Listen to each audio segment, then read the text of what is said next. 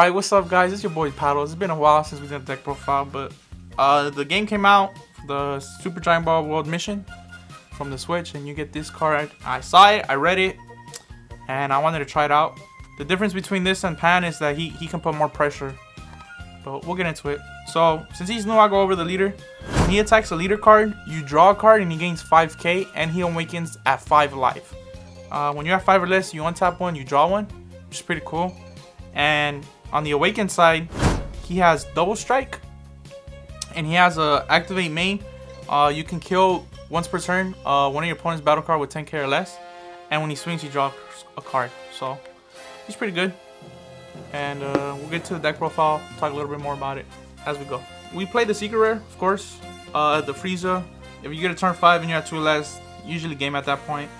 And then another reason I wanted to try out this leader is because we can play another boss monster, which is Super Saiyan Blue Gogeta critical combination. He essentially has the same effect as Frieza in terms of when I'm at 2 or less, instead of it dropping it by 3 energy, it drops it by 4. So it becomes a 4 drop. And he has triple attack and dual attack. So he puts in a lot of damage in. And since you're being very aggressive with the deck, they can't really afford to take the hit. So if you get a turn 4 and you're being very aggressive and you summon them, it's usually game. And if you can't get a turn 4, you can just play a little defensive to go for turn 5 and just play this guy. So that's kind of why I wanted to play the deck, because of this. And then next up we play 3 foreseeing hit. Sometimes you want to play him over this. I was thinking about cutting him down to 2, but 3 is still cool. It's a 5k combo at worst, and you can just charge it. But he's still really good. You can see your opponent's hand sometimes, slow it out, and then play this or this next turn. So he's still pretty good. And then we're gonna go out with the 4 super combos.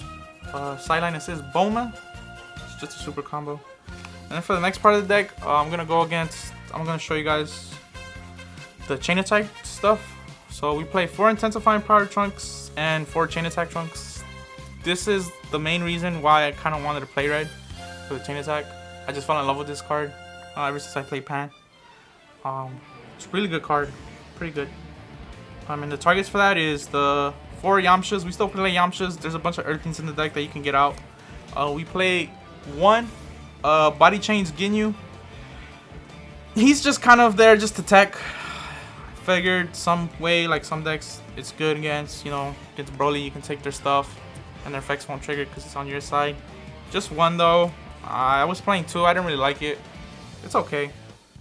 2 Glory Obsessed Prince Vegeta. You need it. Attacked active mode cards. It's pretty good. 3 burst attacks on Gohan. He's really good if you can summon him and then he can live and you start swinging with pans. Pretty good.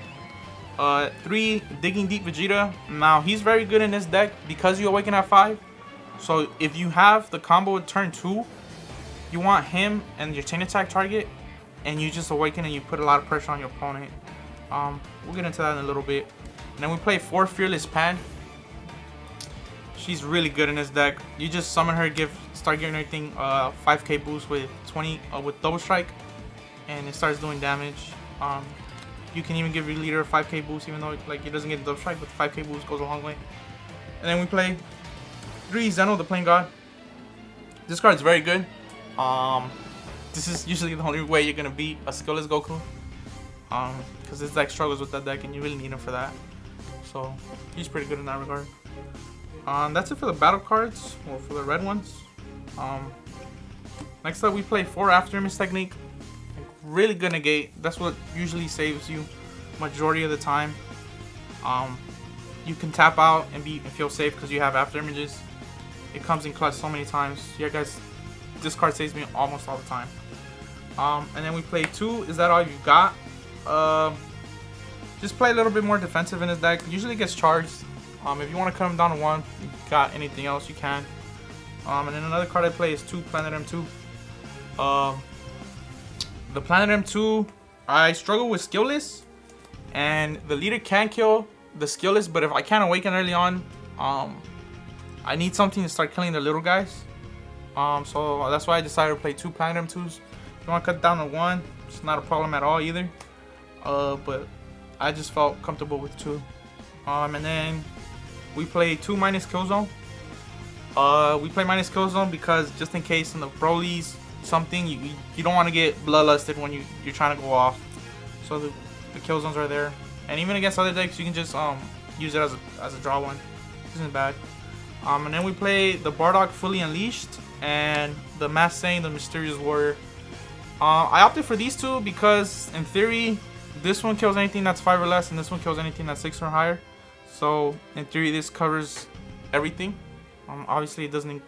It excludes barrier.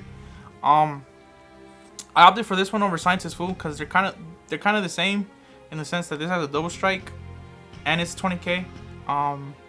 The reason I opted for him is because against the skillless Goku, which is I think the toughest matchup for this deck, it really helps clearing out the 30ks and the 1-drops that they have. So that's why I opted for him, because it can kill essentially like 3+ cards. If they have like 2 1-drops and a 30k, that's 3 cards. The Scientist Fool can only take care of 1 problem. The Bardock is there for the Broly matchup. Like, usually they like to sit on like a 6 and an 8-drop or something like that. You just summon this, you clear the board. He doesn't cost any energy, and he's 25k, so he's pretty good. I opted to go with these two for him because I preferred them. And that's pretty much the deck. The combo I like doing the most is like a turn 1, turn 2. Usually if I go first, I like summoning this guy. If I have like the chain attack with the Digging Deep, what I like to do is I'll summon the the Intensifying Power Trunks. I'll pass, and they swing or whatever. If they don't swing, it's fine.